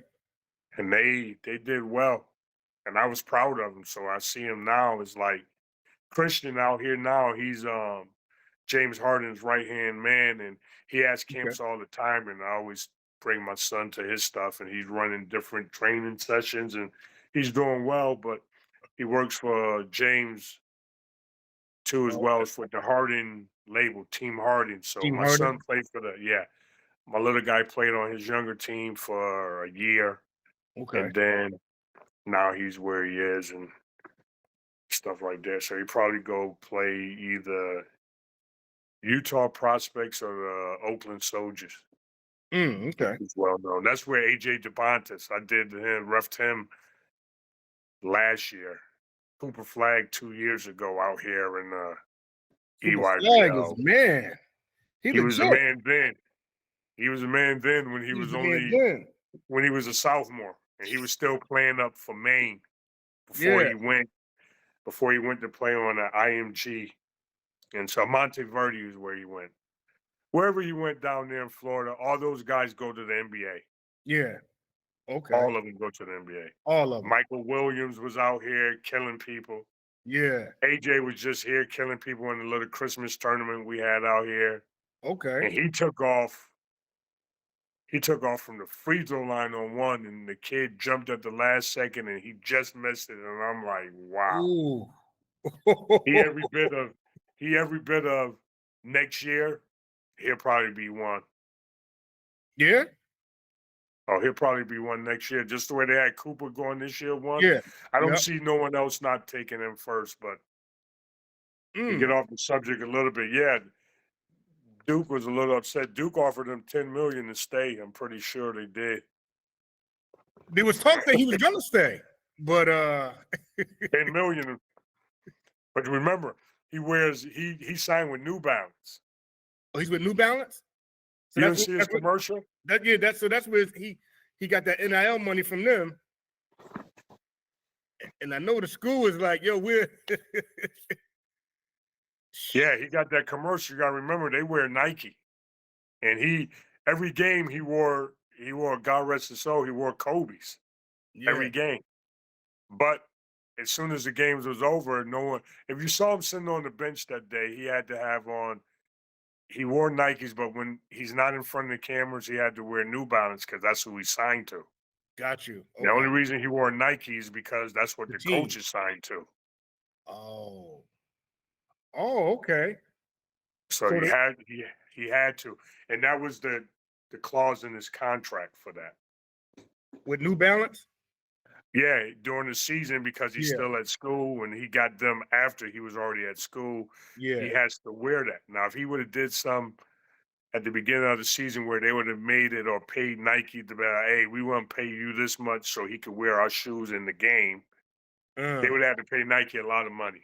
They would have to do that like that in order for him to wear Nikes in the game. Oh, Or he would have to wear the New Balance and do like everyone else do, have them covered up yeah. with the patches on them and put Velcro on top of it so you don't see that in on Yeah. the side of the shoe. That's crazy. Wow. But that's the way it is, man. If they sponsoring you, they want to, like James when he first signed with Adidas, hmm and they gave him that $275 million. The day after he signed, he had on Jordan. Man, They fined him $35 million. 35 million? Yeah.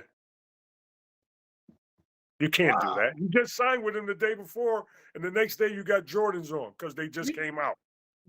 That's stupid right there.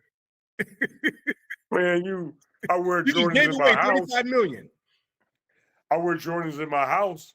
in the I house. can't wear them outside. Nah, you go out that door, you got to have on who's paying you. Adidas. Wow. Gotta have on Adidas. Yeah, that was it was on the news, everything. They showed, someone caught it. You know, TMZ they only put real stuff up there. Yeah. So And once they TMZ got it, paid it was over. whoever. Oh yeah. TMZ put it up there, gave my man $250,000, and it was out. They called him into the office and they almost took his contract back. And he had to vow that I will never wear him again. Wow. Wow, that's I mean, crazy. he got one of the coldest shoes out there. Adidas was big when I was growing up, but what we wore, it's crazy because we wore spot built. That spot built don't even exist like They that. don't even exist no more. They still Wow. do, but they don't exist like that. No, they're not. They're not a heavy hitter no more. No, Right. back then we wore spot built, Adidas, and Converse. Yeah. Nike wasn't big like that when I Nope. was growing up. That's Nope. telling my age now, but I don't care. Yeah. But yeah, Nike didn't get big until I got to college. Okay. It Wow. started flourishing. After Mike, I'll put it After before Mike. that. I was still in high school. Mike, my senior year, Mike had put Nike on the map after his rookie year when they paid him the most money that they had given anyone, and he made 20,000 times more than they thought he was going to make. Mm-hmm. The rest is history. It's history. It's It's history. history, man. So now you said you was coaching the EYBL? No, I'm roughing this weekend. You're referenced. It's here. You're It's out here in Phoenix this weekend. How would you now the talent there, that's kind of like your 4 and 5 star players out there pretty much? High school. I had one just one said, last year. Last year was just with AJ and all those guys, Koa, all those guys that played out here. You just see all the top players, the Boozer brothers. Yeah. Yeah, the Boozer brothers. Them being out here. Burris, the kid from Cali that just signed with U of A as well. All those guys come out here. You see all of those dudes out here. And I was out here last summer with my boy Rip and Catino Mobley.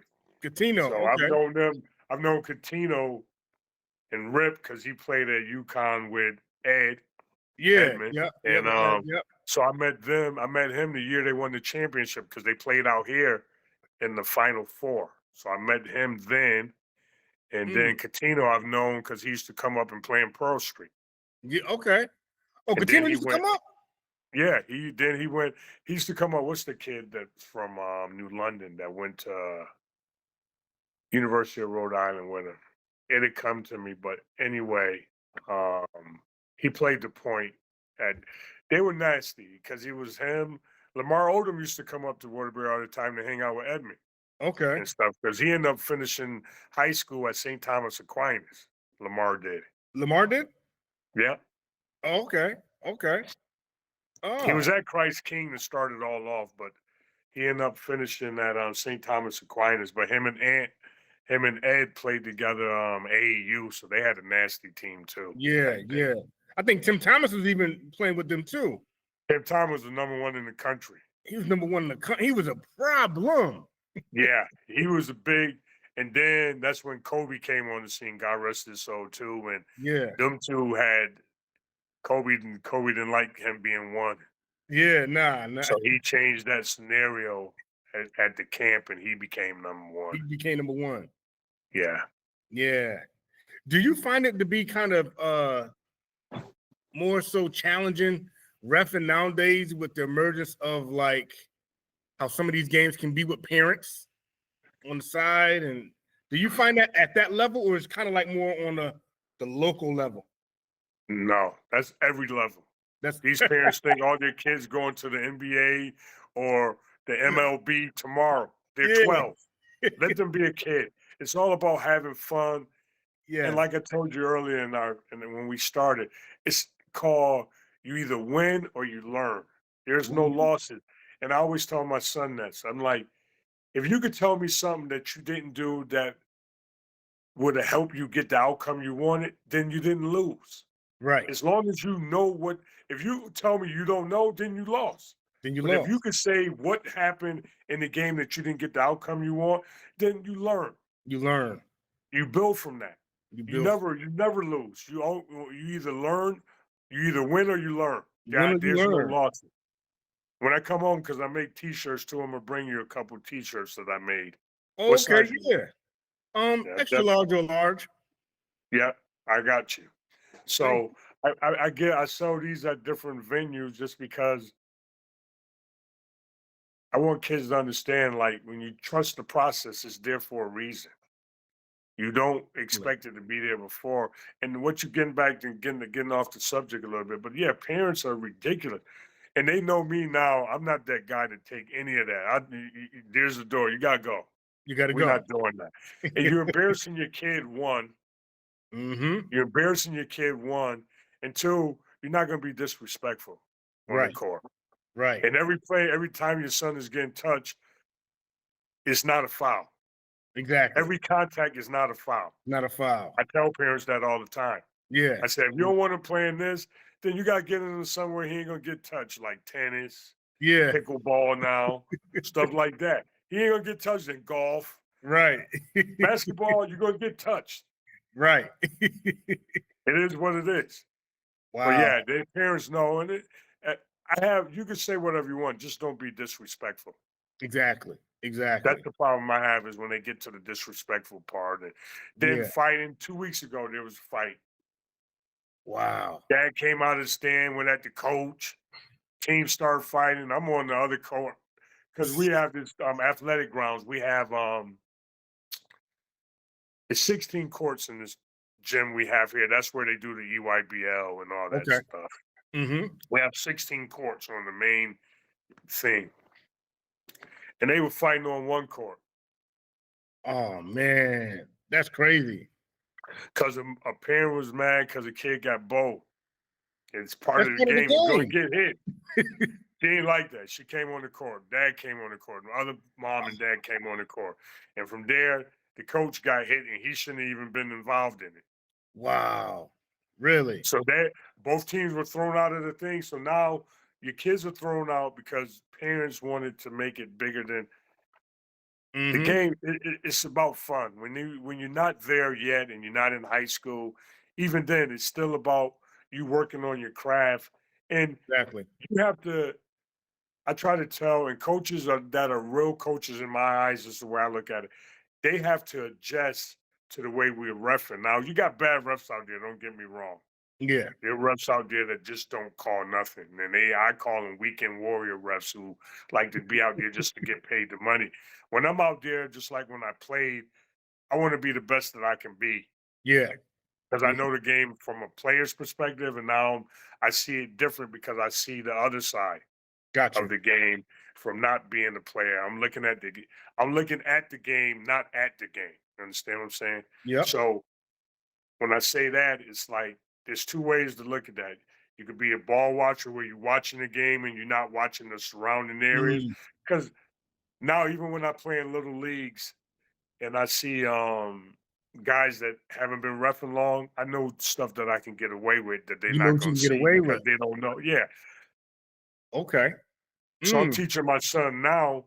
I said, look, for your game to be where it needs to go, I'm an official, so I can tell you everything that's going to help you that you could get away with Yeah, and stuff that you can't get away with. for sure. So Now, from an yeah, but official standpoint, do the rules change? Do they make up, or not do they make up, but do they is there changes in some of the rules every year? yep. I'm glad you asked that because every year it's gotten so worse now with the touching. You can't even like as soon as you put your hands up, if you take two dribbles, you gotta have your hand off. After the second dribble of you dribbling, it's a foul It's a foul. automatically. And I told them if we play defense with our feet, not our hands, like in that sense, and people don't get it. So yeah, so now we got the rule where flopping is a tech. That's a what? Tech. Flopping is a tech? Yes. Really? They instilled that this year now. So the first one, this is the rule for flopping. We go to the table, initiate it, tell the coach, hey, this player flopped. So if a player gets two flops, it becomes a team technical, not on the person, but on the team. But then he can't get another tech or he's out. Oh, he's out. Yeah. Wow. So college, we've had that, but high school now, it's in high school. Okay. It's in high school because you know how guys would be dribbling down the court and then they do it. Yeah. Even it's on offense or defense, you could get a tech. You can get a technical for flopping because they doing all this trying to Yeah. move the head for you to get the call, and that's not how that works. Wow. So you're reffing at the EYBL and This collegiate weekend, level. yeah. Well, not now because some school season stuff is over, but yeah, I did stuff in Okay. that and NAIA, junior college. Well, then the crazy part, as big as Arizona is, there's no Division II schools out here At all? at all. We have more back home than one back home is more than what we have here. There's no Division II schools in Arizona. It's Get outta either here. junior college or all Division I. Get out of here. I did not know that. And prep schools galore. Everybody opened up a prep school now. They got a Mm, little money behind them. Now let's open up a prep school. wow. Yeah. I've heard someone tell me that the EYBL I don't know if they have a conference or the EYBL leagues is kind of like in competition with the junior, is it junior college? Or prep school, where you get a lot of the EYBL leagues. If a school might be identified in that conference, EYB do the EYBL have their own conference? No, that's basically putting all the you gotta remember it's all AAU teams that are Right. put together, and then everyone is trying to make it to the Peach Jam in Georgia. So you got to win 2 regions. You got to win your region that you're in before you get To the to the Peach. main hub. Okay. To the Peach. The Peach hub is where everyone wants to go. Right. So Right. like this weekend is setting people up to go play. So you got playing 2 or 3 and win those before you can go. So like last weekend they had one in Vegas. Okay. Was it Vegas? Yeah. Last week, was it Vegas that it was last? I know this weekend is here. Next weekend it'll be in Chicago. So now that school's about to get over with, you got to play in 1 or 2 of them to be in. Okay. You can't just play in one to qualify for this, and you got to be in the top 2 or 3 teams there to make it to go there and then play all these teams. And then Yeah. they'll break it down into sections where they have regionals here, here, and here, where the main hub is being in Georgia, playing in the Peach Jam. That's where everyone want to make it In the to. Peach Jam. Yeah. That's And what man, it's big at. it was stacked. I went to that last year, man. It was It's stacked every year because if you make it there, your team is in the top. Oof. So when my son and them first played in it, they were ranked for the EYBL out here. They were ranked number 2 in their division okay. for the Eastern. So they take the top 2 or 3 teams from each region to Okay. go play in all the other ones, and then they'll make the winners. All the winners come from the Georgia Peach Jam. You win that, you nationally ranked and known. Oh, that's when you get your And the national coaches, ranking. and that's where you see all the college coaches. Like they'll be here this weekend. Yeah. Every weekend they're in the different hubs. If they seen a player, say you're going to see one player and then you see another player that catch your eye, you'll be like, okay, who's he? You Yeah. look on the roster and be like, okay, I'm gonna go check him out. I'm Right. gonna go back and see when are they playing again. So make sure to go see them. Yeah. So it's all set up to be the Georgia is the final destination that you want to be. That's the final. But this other stuff now is just I call them consolation until you get there because you got to win so many before you get there. Got you. You know what I mean? That's Wow. like playing in the championship game now. You got to win so many rounds before you win the Eastern region versus the West. Then you win that, then you move on. Yeah. Then they got all the top teams from all around the country in one area Got you. playing against each other. So that's everything. It's bragging rights, and then coaches from you'll see. I'm sure you've seen coaches walking around last year. Yeah. There's coaches. And All they the top all just schools, hanging around, like all watching the top games coaches though. are there. Yep. Yeah. All Wow. the top coaches are there for that. So yeah, you'll be some there this weekend, and like the girls will have a Division I AAU. Their EYBL is next weekend, so all the all the LSU coach, Mhm. Don Yeah. from South Carolina will be there. Gino will be out here. These some big girls. Yeah. We Wow. got a girl at this what's the school? Xavier out here. She's 6'9". Her sister's 6'7". They just long. Man. I'm The excited senior about the junior. girls. Like the girls really got busy this year. And it's like, I don't know if it's a growing trend, but even in Waterbury, like the girls was putting in work. And I'm, and I say that to say, like, even on the high school level and on a collegiate level, you starting to see like these women are really like I getting seen it a busy. few years ago when Juju was in 7th grade.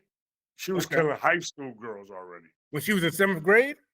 She was killing them, Wow. killing them. Wow. And You Juju seen her play, nasty. right? Juju You seen her nasty. play. Oh yeah, God. Yeah, Juju I nasty. wish her the best in her recovery. But Yeah. yeah, she was killing them in 7. It's funny because you can see players before they get to that level. Most of them, you can see, all right, he's already above everyone else. The way, like when Cooper came out here, he just Yeah. stood out. In every game he played in, everyone was on the court watching. Right. Every game AJ DeBontis played in, they were there, and the Boozer brothers were playing. Yeah. They want to see that. And I'm telling my son as he's watching this, I'm like, you see their mentality is not like no one else. No. You everything you do, it's got to be. How can I put it? I tell him this all the time. Your parents, your coaches, and anyone around you can't give you energy or effort. This is something that's with instilled in you. So if you don't have that, we Yeah. can't give you that. Can't That's give you something that. that you got to have with inside you. And if you Mhm. don't have that playing at these different levels, you're not going to do that. Right. I don't care how athletic you are. You have to have energy and effort no matter what you do. Yeah. Yeah. Always. Always. And if you don't have that, you're not going to play. And I tell him that all the time. He hates losing. Yeah. He He hates hates losing. losing. We'll go to the park and play now, and he'd be like, let's stay. I don't want to go home. We're going home now, buddy. It's 11 o'clock. The light's about to go out. But Wow. little dude is he's getting there. You'll see him this summer when they come home, and Yeah. we'll chop it up and try to have as little something, man, with the family, because I ain't been around y'all, man, and I know I'm getting off the subject, but I don't care. Nah, Um, definitely for we sure. need to we getting older, man. Auntie's getting older. She's the matriarch of the family now, and everyone's gone. Yeah. My pop's gone. Older Yeah. brother, Uncle Willie James, is gone, and That's right. so she's the matriarch of the family now. She Aunt is. Gaynell and her, the last two. They the last two. Everyone Yeah. else is gone. So I've been thinking about that a lot lately, and I'm getting older, so gotta mend all these broken seals that were once broken, and that's all Yeah. I'm gonna say. I ain't gonna put our family business out on this, but Yeah. yeah. So, but Definitely.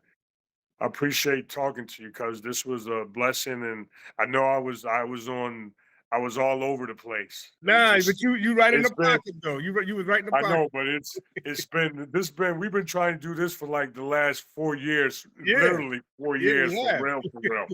And then now that you have it set up like this, I'm glad I got to talk to you. And I didn't really talk much about, but yeah, me and my boy Phil and Dewey and all them that I grew up with, and the guys that came after us that used to come watch us that became and made their own way. Yep. It's just like when we watch Park, I watch Daryl and all them dudes Yeah. play. They had to follow and watch somebody like I know who watched me and asked me a lot of questions was Mike that Yep. went to Sacred Heart. Yep. Mike Sanders, man. Yeah. And a lot of people watch Mike, and I was just about to say, man, just when I'm coming up and I would call you, hey cuz, like what can I do to do this? And you never was You like, did though. You did work. yeah. I wanted to tell you that, man. You put work in, and I was sorry that I missed it. And I Yeah, wasn't here to see that because I was out then still trying to play at that moment. But yeah, you put work in too, man. So yeah. I you got thank you. the athletic bug, man. I thank you for being available those times where I call and ask you questions, and He Dude, was always that's, there, man. that's easy. You gotta, it's that pay it forward. You have to pay it forward, man. Yeah, Blessings come when you help others. yeah, You definitely. don't get blessings when you don't, you have to bless everybody else. You The way do. someone, Daryl and them blessed me, they never told me, no, we're not gonna help you go away. They're Yeah, like, dude, you can get hurt out here. This is what yeah. they told me. Yeah. You can get hurt. You get hurt out here. Because I remember Brucey hit me in the head the first time I played with him like 5 straight times. Yeah. Pass right. He's like, man, you told you gotta have your hands ready. He throwing passes. I don't even know how he seen me there. He hit Wow. me dead. Wow, my head going back. I'm going to mama's house with a headache, getting an ice pack. Yeah. I'm running to Isla Louise house because right where they lived at the time was right. Right across the street. It wasn't even really across the street. It was right Oh, directly yeah, you're right there there. where Yeah, right they there. lived in the front one there. Daryl and them lived in the front there, and Mama lived in the one right behind Daryl and them. Right behind Daryl and them. Yeah. Yeah, so and Bruce and them lived on the other side, but they were on the other street where the houses and stuff were. All those dudes I met Johnny Burrs, all them was up there. So Wow. Bernie Ireland, Aunt's dad, he was Yeah. nice. He was Wow. real nice. Yeah, I've heard stories about him. Man, he was nice. I watched all these guys play growing up and was like, man, if I could be half of what they doing, Yeah. I Yeah. know. And none of them ever told me no. They all looked out and said, you got to do this, do that Mhm. in order to do this. Got you. Don't want to be out there getting embarrassing us after we done told you and we know we helped you. Don't want to be embarrassed. Exactly. Exactly. So, cuz, what would you, if you had to send a message to like some of the kids that might be watching it, or even the parents? What like a message or a gem you can send to the listeners? I would tell what my four brothers and fathers told me before. Everyone can play. You got to do well in school. Yes. First and foremost, if you ain't doing well in school, coach can get a guy who's not a great athlete like you, but he ain't got to worry about him not passing his classes or you going to school with a C or D. Yes. You gotta have better than that. You want to do at least C plus and above, because college you're on your own. Yeah, you are. You got to figure it out. And you got no one telling you you have to do this. You don't go, you don't go. Exactly. I tell kids now, like I said, energy and effort. You have to have that if you want to be a serious athlete, and you got to put the time in your craft. You can't be like, oh, I'm gonna do it tomorrow, because tomorrow never come. Every day, it's that whole saying. Like my little guy now, he watches the kids his age, no days off.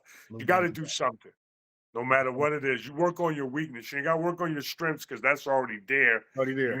You want your weaknesses to catch where you're going with your strengths. So you want to feel comfortable in everything you do and not just depend on one thing. You want them to be like, how are we going to cover him, coach? Because he can go right-handed, he can go left. Exactly. He can pull up. I don't know if he's going to pull up or he's going to go by me or he's going to shoot a jumper. You want them to always be guessing. Exactly. And I told my son, it's like a game of chess because I'm teaching him how to play chess now. I said, I'm teaching you 3 moves from what I'm doing. I know 5 moves. Now you got to learn the rest. Just like my dad. Pops taught me chess. Checkers was his best thing, but chess, he knew 6 moves. I still ain't learned that one. Yeah, But yeah. my little guy can't beat me yet, but he's learning. I said, everything is the same thing. Life is a game. It's whatever you put in there is what you're going to get out of it. Yeah, definitely. I just want parents to stop doing more than they need to. Let your kids grow and be who they're going to be. If they want it, they want it. If they don't, let it be that they had fun with it. Exactly. Because if you want it and making it not fun, they're going to quit the game and hate it because of you. Yeah, exactly. You don't want I say that all the time. And I know, and people do, and the parents are, okay, I won't. And I'll be there, I'm like, look, just let the kids play. It's all about having fun right now. And I ask the kids at the end of the game, if I do a young game, and I try not to because of that. Yeah. I'm like, did you have fun? Yeah. Yeah, I had fun. I said, okay, that's all that matters. That's all that matters. I talk to them as I'm reffing, and I tell them what they're doing. And I'm teaching as I ref, and a lot of refs don't do that. I like to teach these kids, the youngsters, okay, every time you do that, I'm gonna call a foul. Or I'm gonna Mm. call travel. You can't pick the ball up and go 3 steps before. You're not James Harden. Can't do that. I'm just being honest with you. I see y'all watch. The problem is now the NBA is so different than when the guys that I patterned and tried to take parts of their game, they didn't do any of that stuff like that. Right. Nah, Where now definitely. you step into the side, you done took 6 steps to the side and 1 back, and think that's not a travel. You ain't bounced the ball 1 time. How is Not that one not a time. travel? Well, they do this and that. So, okay, 1, remember what you just said. Where are they playing at? Uh-huh. The NBA, and I go to different camps, like I got camps coming up. The NBA got their all-star players that they can't call all that on. People don't come to games and watch you call travel and stuff on them. Right. Like that one game, and I'm sure you've seen the video where LeBron took 8 steps You before he dunked. And the one time James did that 6 steps, stepped sideways, went Yeah. back, thought he was doing the Hollywood shuffle, and then he took the shot, and they ain't called travel. Oh man. Another time, I'll give you the last one. We can get off this. Russell Westbrook had the ball tucked under his arm and was walking down the court and then started bouncing. Yeah, just started bouncing it. And I'm like, oh my God. They still didn't call anything. They ain't called nothing. Everyone in the crowd was going crazy. And so kids see this stuff and they think that's the way of life, and it's not, man. It's stuff that a lot of that stuff is not real. It's not made. Everyone can't do what they do. No. Until you get to that level, you don't get those same privileges. Yes, you're right. The top 10 in the NBA could do that. After that, yeah, we're That's calling it. that on you. We're calling it. We're calling that on you. But anyway, I bless Cuz, man, you. I'm glad we chopped it up, man. This is, we got to talk off air, man, more, man. Yes, definitely, I definitely. can't wait for you to come up, man, because, man, no, neither can I. I'm going to call you a couple days before I'm on my way up there so we can set a time up so we can hang out, grab a bite to eat, and just chop it up and definitely see Auntie. Definitely got to see her because I know she's around. I'm glad she's out, man. You got to exercise and doing that. Yeah. I love when you saw that because I was looking to see if I saw her in there. Yeah, I had to she make in sure there. I saw her in there. She look man. forward to it too. And that's good because that gives her another thing of something for her to do. Yeah, definitely. She done did everything. She done seen a lot in her lifetime, man. She did. I appreciate her for that. She done been in everything. Yeah. She done seen cell phones come. Everything. They have colored TVs, all that stuff. And I ain't telling her the age, but she done seen a lot. Yeah, she did. Seen a lot. She did. I know she missed her big brother because her little big brother. Little big brother. Yeah. Yeah, my pops used to love. He made sure she was always straight. Yeah. He loved his sisters, man. Nah, he sure enough did, man. He loved that, man. This lets us know we're getting older, and that's why now I just gotta mend things that were not right for me. But thank you again, cuz I appreciate you, and thank you, cuz. blessings to everyone back home in Waterbury, Connecticut. I appreciate everybody, and for those who don't know, if you ever see me when I'm home, you want to ask me anything you want about sports, and that if I don't know it, I know people that do know about our city and the history that's there. Our city is well known, but it's not well known. Because you go places and people are like, man, I heard about this town here, and I'm like, where? They in Connecticut? They got this town. There's Bridgeport.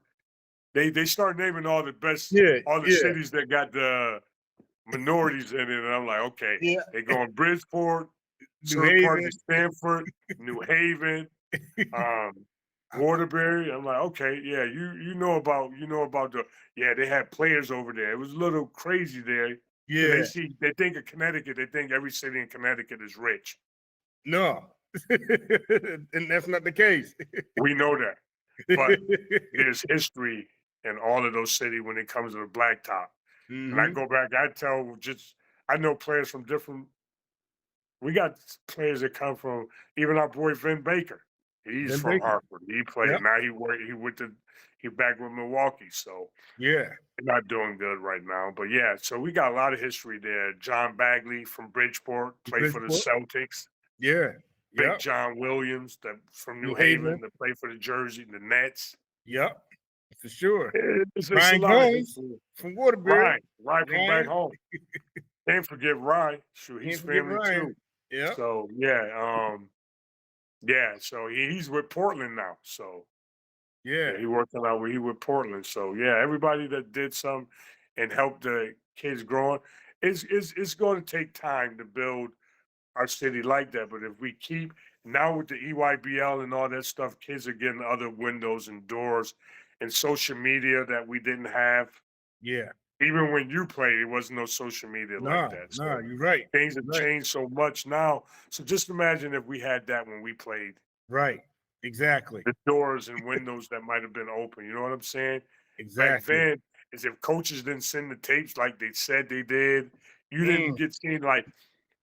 And I'm gonna get off after this, but going to 5-star and then going to DeMatha camp for John Morgan Wooden, those things helped me as Okay. well. So Yeah. Morgan Wooden, DeMatha is well known. They've been in the top 10 since, gosh, probably before I was born. Wow. DeMatha, you heard of DeMatha Yeah, High I've heard School? of it. It's Yeah. like Dunbar Yeah. in Baltimore. Yeah. They've been. I went to camp there every summer, so that helped me increase. Then I went to 5-star. Okay. I went to 5-star in Sunny Hill and stuff. So yeah, all that stuff helped mold me in becoming who I became and stuff as far as that. So those Yeah. are my blessings and working with the people that I did and stuff like that. But I appreciate you again and blessings to everyone back home. Definitely, cuz, and I'm gonna call you and I'm gonna text you. I want you to text me some information. I'm gonna text you in a minute. But again, man, it was a pleasure, having you, talking with you, man, chopping it up. Hey, man, you gave us a history lesson, so and Every time I watch the show, it just bring back, especially when I seen P Funk up there and yeah, guys from his era, like listening to them, it makes me go back and reminisce about those times, man, and yeah, where it all started and before it started, just seeing how our city used to be and the way basketball was such a big part of it, especially Pearl Street yeah, was so big. And being in the top 3 summer leagues in the country right. and our little town was This put on the town map right from here, that. yeah, for Yeah, sure. people were coming from California all over to play in Pearl Pearl Street. Street, just like it was Rutgers. Right. That's crazy. Back then in the 70s and 80s, if you played in Rutgers, you wanted to play in Pearl Street. Yep. Because you Wow. were going to get that same type of competition. Same You competition. never knew on what night you might see a pro playing in Pearl Street. Right. That's Wow. just the way it was. Who would just show up for the night and then be out. And be out. Like I remember Daryl Dawkins came up there. He drove up there in a little Volkswagen Bug, the old round ones, and got out of it. And he kept going like his waist was to the top of it. Wow. He That's came up crazy. there and put on the show, though. He put on the show. Of course he did. Man. Thank God, we had those metal backboards with all the holes in it back then, so he couldn't break that. He couldn't break that. It was moving. It was definitely moving and stuff. Oh, man. All right, cousin. Love you, man. And all right, love you too, cuz. All All right, right, man. Take Bless you. care. Bye-bye.